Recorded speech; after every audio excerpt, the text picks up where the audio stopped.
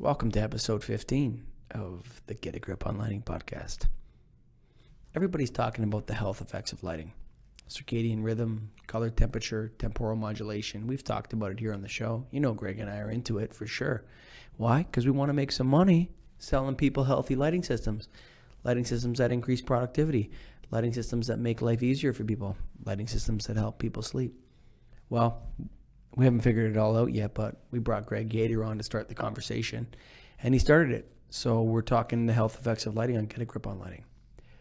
This episode of the podcast is brought to you by Keystone Technologies and their new Sign Hero LED sign tubes. Come on, man. What's the last frontier of the LED retrofit game? It's the signs outside of everybody's businesses, largely untouched. Keystone's got all the sizes that are typically used in signs. T8, T12. What do? You disconnect the ballast. You take that line voltage and you slam it into those sockets. Put the Sign Hero bulbs in and Bob's your uncle. Your sign is retrofitted. 50, 60, 70% energy savings. They got all the sizes, all the colors. Visit KeystoneTech.com. That's KeystoneTech.com, baby. KeystoneTech.com. Remember, this is the official podcast of the National Association of Innovative Lighting Distributors, NAILD.org. Our conference is coming up next month, February. Oh, yeah, baby. Nailed Innovation, getting it on. Come on down, visit with us. We'll talk about light bulbs all day. But without further ado, I give you episode 15, brought to you by Keystone Sign Hero. That's right, slipped it in at the end. KeystoneTech.com, Sign Hero, episode 15, Get a Grip on Lighting. Welcome to the Get a Grip on Lighting podcast, Greg Yeutter. Hey, thanks for having me. I really appreciate it. Say hi to my co-host, Greg Eric. Hey, Greg. Great to see you. You too, Greg. Thank you. What is human-centric lighting, Greg? Human-centric lighting, I would define as lighting that makes you look better, feel better, and also to make the environment around you look better so that you perceive it as something that is more enjoyable, more pleasurable. How is that not hogwash? Because to me, as a light bulb salesman, I mean, we I got people on the counter, they don't want to pay 10 cents more for anything. How do you really explain that to them? Is it being something that's legitimate? Well, number one, there's a lot of scientific research that's come out in the past 15 years or so, and more so recently. Most of the research says that blue light at different times of the day is either good for you or bad for you. So you would want something with a lot of blue light in the day generally, and not a lot of blue light at night, which would help you sleep and be more productive during the day. Now, that could get very expensive with lots of fancy controls and things like that, but it doesn't have to be. And in addition, there are some more standards coming out, such as Title 24, well building standards, that talk about things like CRI, even though it's not a perfect metric, flicker, the R9 values. These types of things are becoming more relevant in the market. And as we see a drive in the price downward in LEDs, we're also seeing a lot of these human-centric lighting technologies come down in price too. And they still are more expensive, but there is increased interest. How do you communicate that value to the average light bulb consumer or light user? We deal with commercial customers primarily. And how do you convey that message that it's important for them to care about it? Well, there are a number of things. So the first is that most people are focused on energy efficiency and getting that rebate that DLC would provide today. You guys talk a lot about that on your show. But there's some other research that says, hey, listen, energy is only part of the equation. And since we're already saving most of the energy that we could save with lighting, we might be able to go from 8 watts to 1 watt, but it's not as big of a difference from 8 watts to 60 watts. Now we're looking more at the human aspects of it. So there's something that I really like to look at. It's the 3-30-300 rule.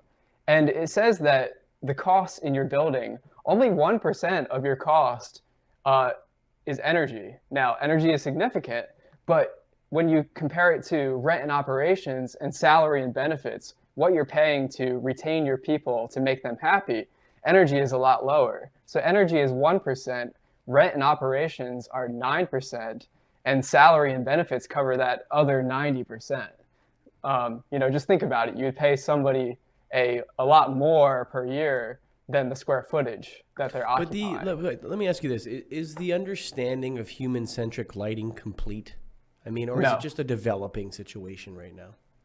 It's developing. I would say that most people, not everyone, agrees on the blue light at night, blue light during the day hypothesis. So in general, you want a lot of blue light in the morning or through the day, and you want to minimize that at night. But there are a lot of other aspects that we just don't know about. There's a lot of fragmentation in the product that's out there. Just because it's early. It's just like LED was 10 years ago or 8 years ago. I think a lot of the stuff I've heard is that blue light never is sort of where it's going, where the higher Kelvin temperatures are just not where it's at from a human health perspective. And this idea of tuning it throughout the day, why don't you just stick with the lower Kelvin temperatures? Why not that instead of this, tuning from, because introducing Greg E, wouldn't introducing tuning significantly increase the cost of any human-centric lighting practically installed in the field? Absolutely, yeah. The controls involved alone would be a huge cost to it. So I think the best thing to do would just be to stick with those lower Kelvin temperature lights so that you don't have the downside of the circadian rhythm. And I'm not sure that there's any evidence that this blue light upside in the morning is real or imagined. Can you comment on that, Greg? Why? Yeah, absolutely. Number one, I think that tuning is not necessary, although in certain applications it's really great. Like I have tunable lighting that was very expensive in my house, and it's awesome because I can have that 1800K at night, very dim, and then right now it's like a 5000K, very bright light. In terms of the economics of it, you don't really need to have tuning. But even then, there is a lot of research that points to blue light at the right time of day being quite important. And what else is interesting is I'm actually running a study right now, just like an online survey. And it finds that most men actually prefer cool lighting, even at home during the day. But I would say they don't know what they prefer. I would say that Yes. most people don't know what they prefer. I mean, you look at, if you ask somebody, you walk into I was in a noodle shop the other day, Foga or whatever.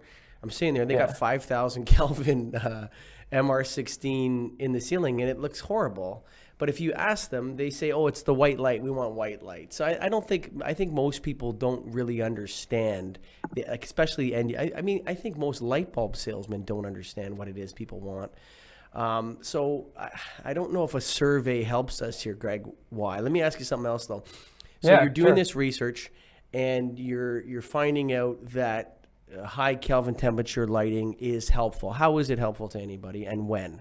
And what proof do you have? Like causational proof, or is it just correlated? So answer a couple of questions there. Yeah. So first of all, the survey is only step one. So I agree, there needs to be a lot more to be done. That's just something interesting I just noticed from my survey results. But obviously, don't take that with too much weight because there needs to be more research done, more experiential studies to really understand what kind of light people like, age groups, gender, ethnicity, all of these things play into preference in lighting. Could you actually repeat the rest of that question? So you said that 5,000 Kelvin or high color temperature lighting or blue lights high in the blue spectrum is beneficial at certain times of the day, and that this is known or proven. Explain to me how it's known or proven, and whether it's causational or correlated. I think a lot of it's actually correlational studies, and a lot of the work has been done in kind of extreme scenarios, like people with dementia and Alzheimer's patients, where they're looking at sundowner syndrome to see if you can mitigate the effects of circadian rhythm, extreme circadian rhythm disruption, where these people are waking up, going to sleep all the time. A lot of times this type of lighting can cut down on it. We know of the mechanism in the body that is, there's these specific sensors in the eyes that are sensitive only to blue light, and they basically tell you it's daytime, it's nighttime right now. And even, I don't really want to say if this is correlation or causation yet, but there was a study that just came out from CBRE, which is one of the biggest real estate property managers in the world, and a circadian friendly lighting system, which actually went from like 2,700K to 4,000K, I believe. They actually saw an 18% boost in productivity. And they also saw that 76% of employees felt happier, and half of the employees felt healthier. So again, those there's are more monster. research. That's a monster. Those are monster numbers, eh? Like if Absolutely. that's true, Yeah. those are monster. Like if the people knew it was going on and 76% said they felt healthier, but if there was like a double blind thing going on with CBRE there, where they had 50% of people not having this and 50% of people having this, and neither one knew which was which, and 76% said they felt healthier versus 26% in the control group or whatever, then it would mean something. But if they knew it was happening and they knew that like if this study was kind of ad hoc and not managed by a real researcher at a institution like, I don't know, Drexel University, say, whatever, someone that knew how to do a real research study into this sort of thing, then I don't think it means much. So I think that study needs to be prefaced because those would be monster numbers if they were legit. Absolutely. Greg, you want to jump on this a little bit? Yeah, I'm just, what I'm really trying to relate it to is at what point does it start making sense to sell it, and will it be a selling point? I know a lot of the market still has the initial energy savings to be had. Is it going to be tied in with energy savings and human-centric lighting at the same time now, or are we waiting until we get to a point where it's more affordable? Okay, so I think there are a few aspects to that question, Greg. Number one is, DLC is often tied to rebate programs right now, so most people are going to go toward DLC. And we do see some early signs of DLC working on human-centric aspects, but they're kind of not getting into it completely yet because I think they're not sure which direction to take. But they are looking at things like flicker. They're looking at color tuning, but only in a very limited sense. They even have an allowance for 90 CRI lighting, where I think it can be 5% less efficient than an equivalent 80 CRI system. But then you start to look at things like Title 24, which is California's potentially controversial energy standard. And what's really interesting about what California is doing there is in the past, they've always focused on we need to save energy, energy efficiency, energy efficiency, energy efficiency. Not even incentives, just it's tied into law. But now what they're doing is they're saying, like, listen, we saved enough energy with this lighting. Now let's focus on the quality of light. Let's focus on getting that flicker, that dangerous flicker out of there. And let's focus on good color rendering.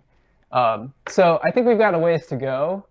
But it's not like we can't do anything, because one of the biggest opportunities that I see in the market is this is a way that product could be sold at a higher margin. Now, again, it's not going to happen. It's not going to be on the scale of DLC, but you have an opportunity to sell product into the well building standard in the Title 24 and maybe a future version of the DLC that could be at a higher margin than what lighting is right now. So what definable measures would you say this human-centric lighting has?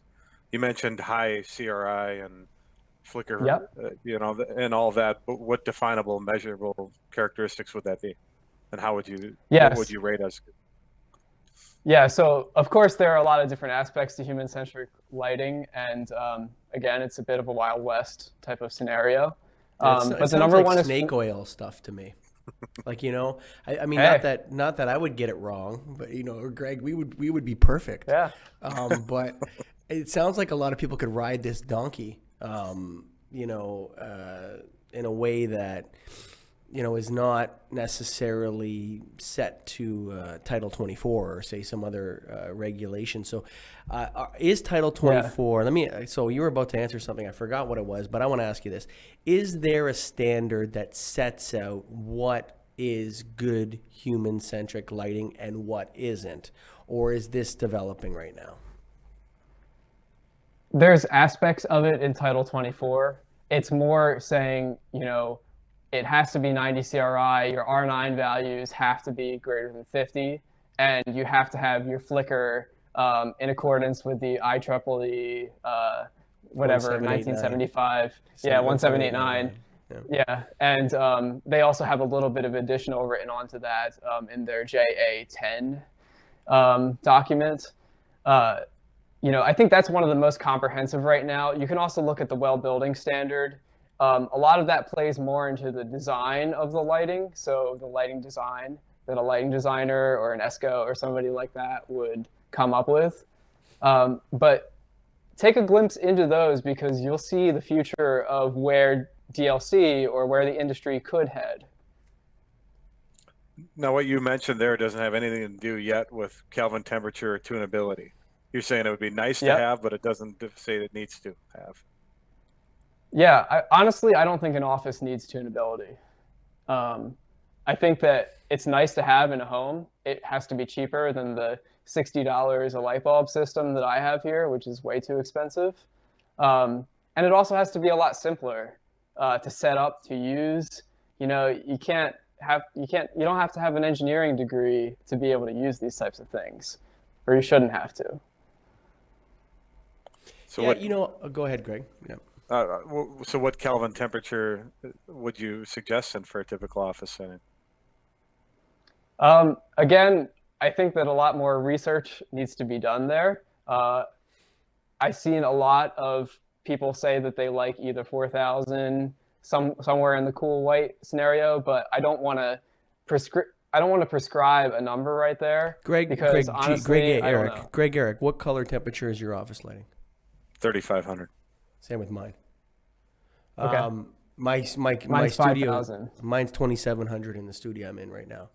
But so Okay. you're 3,500. I think, call me crazy, I think 3,500 is the 100% the right color temperature for an office.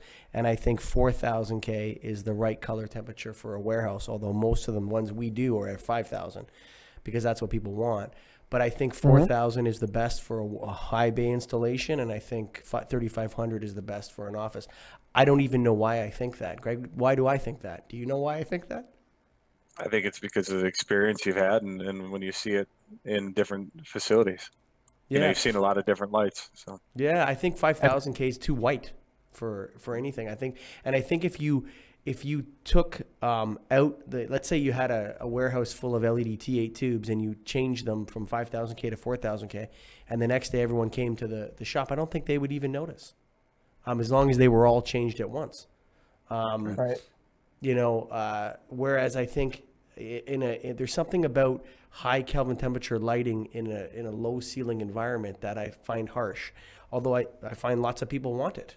I don't know.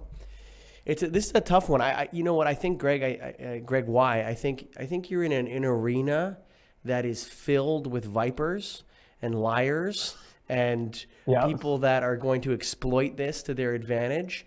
And I think it's also something that's developing. Like and there's a combination of factors here. You have flicker, you have color temperature, you have tunability, you have, what is this R9 you're talking about? I don't even know what it is. What is that R9 stuff you're talking about? All right. Yeah, so we talk about CRI all the time, right? And there's actually a swatch of colors that go into CRI and other color rendering indices. And it has 14 colors, and they're R1 through R14. Now, it turns out that in the CRI calculation, they're only taking into account R1 through R8. And those are all generally pastel-ish colors. R9 is red. So R9 is the color that you could have the same 3,000 Kelvin bulb, one with like a 0 R9, one with like a 90 R9, and people would think they're completely different because one might look bluish, one might look pretty normal, like a regular incandescent bulb. So that's R9. So I think this is a very, very developing situation. I don't think there's anything we can put a stamp on it right now and say that this is what is what it is and this is what human-centric lighting is. I think human-centric lighting is very, very much like organic food right now. Well, this is organic wine or organic apples or whatever, and you have this stamp on it, and you don't really know what that stamp means. And is that an industry accreditation, or is it a separate thing, or does Walmart pay into that accreditation along with other industry people that allows them to put this seal or stamp on it? So I don't know. So this Title 24 you're talking about is a combination of IEEE 1789 standard and other things discussing. I think we're in the Wild West of HCL. Greg E., what do you think? Yeah, that's what I'm at too. I guess the long-term question I have is that, do you think at some point, and this might be for Greg, why at least your opinion on it, is that we've done the initial upgrades on energy efficiency. Are we then going to go back and say, okay, you're energy efficient, but now we want to make you human-centric, and here's your upgrade, and there's really no payback. It's all going to be percentages and explanations and studies that we have to attempt to prove. Right. And I just want to back up that claim that you made about it being the Wild West. Some of the major organizations like the CIE, the Lighting Research Center, AMA, Dark Sky, they all disagree on specifics. So even these organizations even the Well Building Standard, DLC, and Title 24 disagree in some areas or have potential conflicts. So, it's really early. What I would say right now is that I would not trust a manufacturer to make a claim about a product. I would rather see manufacturers provide product that a lighting designer and architect could use for their desired interpretation of human-centric lighting. Now, in the future, I think that will change with things like DLC, maybe some other organizations taking a stand on this. It's hard to say if there's going to be a mass overhaul of the lighting. Like, your ESCO came in, you installed all of this high efficiency LED lighting. It's hard to say if a lot of that is going to be changed or not. I think a lot of it might have to do with the performance over time, how many failures you get based on how high quality that product was. And you would look at some of the really bad installations, like gas stations that had some of the early retrofits, the Walmart near me, or big box store, any big box store near me that has these early LED retrofits where you walk in and you feel kind of disoriented because you can tell that there's flicker in all 1,000 LED luminaires that are there. So I think some of the worst cases, you'll probably see changes. You'll see an upgrade in office environments where a CEO or somebody like that really believes in the research or believes in the marketing or the snake oil or whatever you want to call it. It's really hard to sell productivity gains. I mean, to go to somebody and say, hey, if you switch your lighting, your productivity is going to go up by X amount because we have this study from CBRE, Richard Ellis, or whoever did it, and, whether it's Jones, Lang, LaSalle, or whoever. What they want to see is, Dr. XYZ, Professor Emeritus at Oxford University in England is saying this. Then you have a little bit more of, I think, something to stand on. But in terms of, there's too many different angles here. And at the bottom end, where you have guys like Greg and I who are selling light bulbs to the end user, what do you pass on to them about this, Greg? I think the only thing I pass on to them is the color temperature and maybe the flicker. I'm trying to figure out the flicker here. Greg E., I'm trying to figure out the flicker and the color temperature argument. What are you trying to pass on to the end user through your sales reps or whatever? At this point on human-centric, not really a lot other than make sure you get quality product. And I think some of these measurable deals will have to do with what quality product's considered. What is quality product? I mean, this is such a... Right. I mean...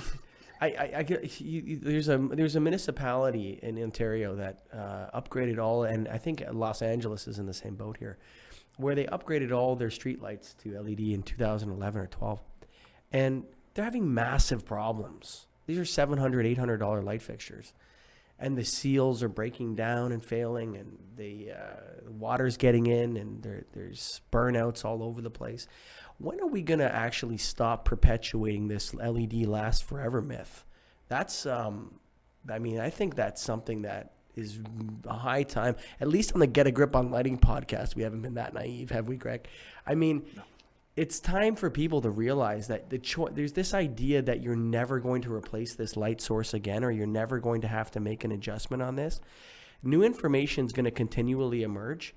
And whatever, right now on this podcast, we're talking about human-centric lighting. And you have, like I said before we started the recording, Greg Yeutter, or Yeutter? Greg Yeutter, whatever. Yeutter, I don't really right? care. So, yeah, I've heard them all. We were talking about, like, what's my title? Well, I'm a subject matter expert in the field of lighting retrofit. So there you go, okay? And you're a awesome. Human-centric lighting commentator. Like, there's no real... Greg's actually has an industry accreditation called the Lighting Certified. He's LC. Yeah. But even that, you'll have LCs that are varying, and there's no, college of professional lighting engineers of North America, say. So there's no agreement on this, and I think this idea that, number one, LEDs are going to last forever is very, very, very silly. And I think or even 25 years or, even 10 years, you're starting to get maybe 3 times the life of a fluorescent tube would be a good, realistic evaluation of potential life. So 7 to 10 years, somewhere in there. But then you have on top of that this idea that you don't have to replace anything again. Well, what if it comes out, like, how many of those bypass LED T8 tubes have you sold into Minneapolis, Greg? Thousands, right? Hundreds of thousands, yeah. Right? And let's say it turns out that they're all flickering like crazy, like T12s, or even worse than T12s. What are you going to do? You're going to go back to those people and say, hey, you know what?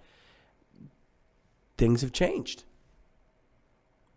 Yeah, you're going to have to. And I think that's one of the things is the perception of LED. And as an industry, people need to quit promoting their warranties so long, because a lot of them actually don't back their warranties and they change their product. And I think just in general, educating people more that LEDs are going to need to be replaced at some point is important. And new information comes out. Yeah. I mean, new information comes out, and people that have bought into this naive myth, like I can't get over it. When I go to customers and I'll be sitting in front of someone and be like, well, this guy's told me his lights last 25 years. That's right. 100,000 hours. I said, how many hours has this guy been in the lighting business for? I mean, 5,000 hours maybe? I mean, 10,000 hours? 2 years? I mean, how many years, how many hours, right? So people are making claims, oh yeah, and people believe it. And there's got to be something from the lighting industry that says, okay, everybody relax. Electronics fail. We know that. Your cell phone in your pocket is a piece of electronics. Yes, the LED light source will outlast some other types of things, but this idea of 25-year life and wall packs that never burn out, I think it's gonna jump back to bite us. And I think also a lot of this stuff about LEDs and their effect on the color temperature changes we've made. So going from high pressure sodium, largely outdoors, very low Kelvin temperature, to very high Kelvin temperature lighting, we have no idea, Greg, what the impact of that's going to be in the long run. Do you have anything on that from your end? Like going from high pressure sodium, 2100 Kelvin, to 5,000 Kelvin streetlights everywhere in the world, what the impact of that's going to be? Well, where it's been installed already, there's been a lot of backlash, both from people not liking it and also some preliminary research that talks about bird migration patterns. It could affect people when they're sitting in their bedroom and that light on the street is shining into their bedroom, type of thing. So do you know that they can't really even measure it?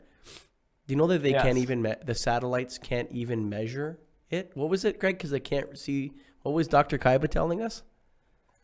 That they can't see the color of the 5000K that it doesn't show on the satellite image. The satellite doesn't register the nanometers of 5,000 Kelvin lighting as an increase. So when they look at it, it looks like a decrease, but it's because of the camera in the satellite is set to measure high pressure sodium. So how about that? Yeah, they don't know exactly what they have. The only way they can determine it is like where they get accurate is like from astronaut pictures on their cameras. And the satellite that measures light level increase doesn't really see 5,000K well or at all, apparently. So, but we all know that stuff is really low quality too. What's that? What's low quality? Like some of the street lights that have been installed are where you were just talking about the gasket issue in LA. You know, a lot of that stuff, especially the very early stuff, was not so good, and it's going to have to be replaced soon. So, I mean, I think as an industry, I don't know if this is, we should stop perpetuating this myth of no replacement in the future. And the other thing, so you had on your list here, though, incentives for human-centric lighting. I don't see any upside for utilities at all in that. Do you? Nope. Any of you guys, Greg? Other Greg? No, no. I don't. The only thing I could say is if there's a leap in technology that somehow makes a human-centric lighting technology more efficient than a non-human-centric technology. So I agree that for utilities, there's no benefit there. So it has to come from somewhere else. And then we know, hard. And then we also know that the benefits of human-centric lighting have not really been worked out yet. And so I don't think, if I was DLC, I'm looking at human-centric lighting saying, okay, this is a new catchphrase that is like Internet of Things that is popular to talk about right now. But really, the basis of fact is still being worked out, and whether or not this is a good argument or whether we should proceed with this. I think the flicker issue is real. I think the Kelvin temperature issue is real. I think those are two things that people that know lighting can sort of stand on and say, hey, you want to measure that, get that Kelvin temperature right for your application if you really want 5,000 Kelvin. And I think we need to look out for flicker. But the other effects of, tuning lighting and different times of day, and I don't know if there's a cost-benefit analysis there. I think we can wrap this up now, Greg, Eric, unless you have anything else. No, that should do it. Okay. So thank you for coming on the show, Greg. This one, so we're going to still be recording here, but this one might be given. So we have a relationship with an electrical magazine that they've, I think this might be the first podcast that goes over to them. What do you think, Greg? Other Greg? Yeah, we'll send it their way at least. See what they think. See what they think. That's pretty interesting. It may be a Get a Grip on Lighting podcast, or it may be a part of some exclusive work we do for that magazine. Are you okay with that? Oh yeah, I'm open to whatever. You guys, cool. This is your show, and I really appreciate everything you've done. You guys bring a really excellent perspective that it's kind of like the silent majority type of perspective that's out this there. is a grassroots So podcast, I really appreciate bro. that.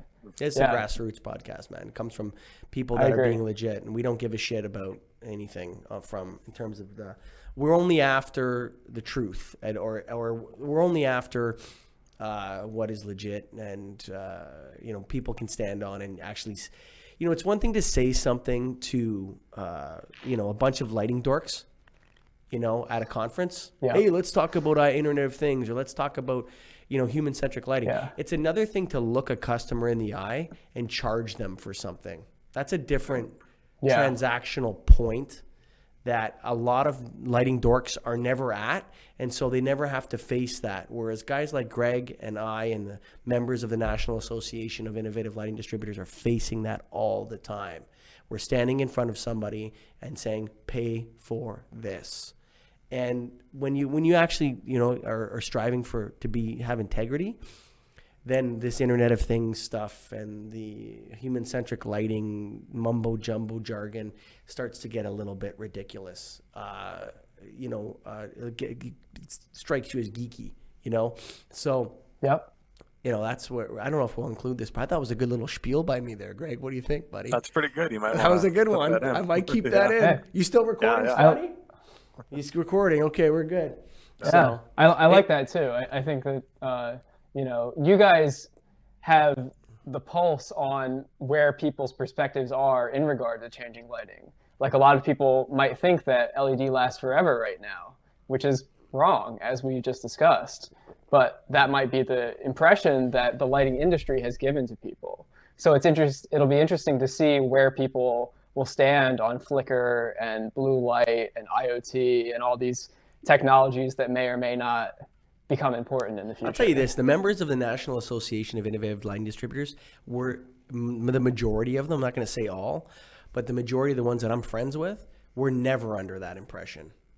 Never once got into a situation where they felt like, this stuff is going to last forever, because they've been selling replacement light bulbs for 30 or 40 years. Yeah, and, right. It's like, yeah, sure, buddy. Yeah, okay. 100,000 hours, eh? Okay. Do you know how long that is? Do you know how many hours are in a year? Right? So, there's a lot of stuff gets thrown about and bantied about by people and I just can't get over the naivete. Or at least, when you come and talk to me, I tell people, I'm the host of the Get a Grip on Lighting podcast, but you can't tell me that bullshit. Get that out of here. So, but at the end of the day, I don't mean to be judgmental, but it's different when you're in the front lines and you're actually asking somebody to give you more money for something. That's where the rubber meets the road, and that's where you're either like, especially if you know that something's not true. So, all right, we'll cut it at that. Cool. So yeah, thanks for coming on, Greg. Anything you want to talk about? Any conferences or any things you want to advertise? Do you have a website you want to throw out there to the people? Yeah. I don't need to get too much into my own specifics, but I do want to give a challenge to the industry. I think that there is a lot of truth amidst the snake oil, as we discussed. There are some things that you can do in lighting that are relatively simple to do, not that expensive to do, and people can understand them easily. It just takes a little bit of creativity. So it's just a challenge to see if companies in this industry can think outside of the box around human-centric lighting and maybe approach it from a different angle than it's been approached from before. I think that approach is flicker and color temperature. I think those are the two areas to focus on. Would you not say so? Or is there somewhere else I'm missing? I don't want to be super specific. I think that flicker is obvious at this point, especially because DLC is already talking about adding flicker to the standard next year. Color temperature, I think there needs to be more research and understanding on, and a better understanding between people like you who are actually selling lighting and people who are up at the LRC and IES and things like that. But I think that there might be some other aspects of human-centric lighting that people can take a little bit of a creative stance on. What are those? So I think number one is timing of blue light, where the lighting is going to be used, simplicity of controls. Do lighting controls really have to be networked to be effective? How easy is a lighting system to commission, especially if controls are required? So these are all aspects that have a lot of room for improvement, that you see some progress here and there, but not a ton. Greg Garrick? I think I'm good. Yeah. All right. Awesome. All right, man. Thanks for coming on. Signing off here from Really the Get a Grip appreciate it. Studios. Sign Hero, baby. Come on, man. Sign Hero. We all know this is the last frontier of the LED retrofit game. You've done your outdoor lights. You did your office lights. You did the warehouse, the factory, the third-party logistics, whatever you got. You did it, but you didn't do the sign. Well, guess who's got them? KeystoneTech.com, Keystone Technologies, Sign Hero. I'm going to read the ad for you. A perfect solution for retrofits or new installations, as well as single or double-sided signs. With revolutionary direct drive technology, there's no need for an external driver or ballast. Saves precious labor time and costs.